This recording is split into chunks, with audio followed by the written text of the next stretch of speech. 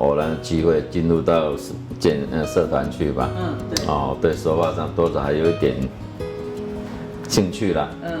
说话也是一门艺术啦。所以在这个部门上来踏入的，接触到这个地下基础工程的行业。刚开始不是很懂，但是渐渐的研磨之后，人发觉一切往前看嘛。我在做业务的阶段的时候，我都主动的举公班合作。我在学习技术，但是我的生性就是要主动积极。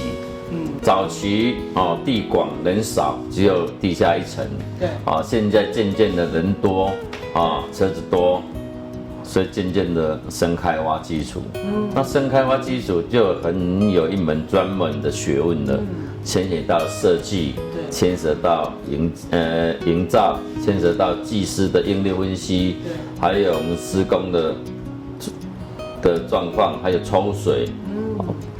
各个部门都会影响到整个地下室结构的完成性。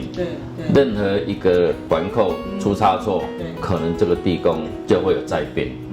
各个部门的环扣环环相扣，才能够达到一个安全性。我们专业大概有20几项吧。20几，点点滴滴都有学问，尤其我们像工程有很多遇到斜面的斜角，都要用电焊去捕捉。补了之后，人家要切割，很麻烦。一来电焊有强辐射线，这大家都知道。再来，切割也会产生一些一氧化碳的产生，造成空气的污染，是吧？所以都不是好的现象。但是最基本的做法就是粘嘛，切割、电焊这2个技术。我看了说可以用螺丝，为什么不用螺丝？用模组化的方式，用支撑模组化的方式，可以发明很多的一些工件，把它做组合，更快速又有效率。如果创业精神来讲的话，自助人助，天助我也。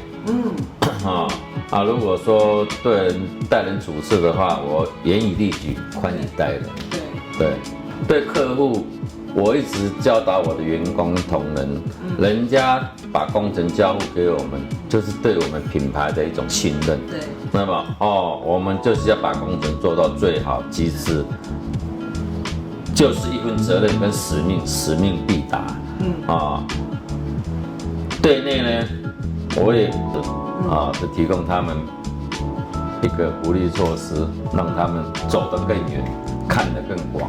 早期我们做安全支撑的话，很多业主都不重视，认为假设工程你就撑住就好了，不重视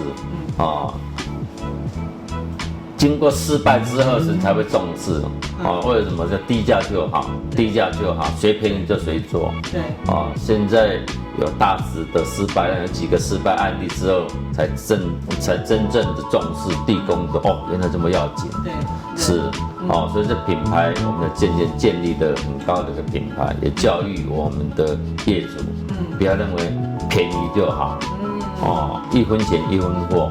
还有我们的一个优良的条件，不只是工地做好之外，万一真的遇到天灾甚至人祸，我们会主动积极的去介入，甚至24小时随时待命。有问题我不怕，我不逃避，当面解决所以这个也是我们的优点。对，主动积极，把问题解决就没有问题了。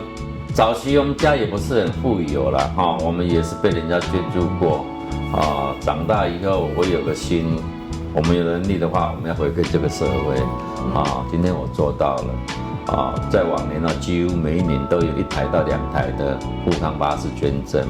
为什么捐富康？因为很多现在社会年纪长者渐渐老化，也必须要富康巴士来运作所以富康巴士这是一个部门还有包括学校有需要有机缘来跟我讲的，我一定都会回馈譬如说求桌啦，譬如说求医啦，譬如说校队要捐助啦，或者是要赞助什么东西，我都二话不说，没关系多少啊，10万、20万、30万，我们就赞助，是，这是一个回馈社会的一种机制。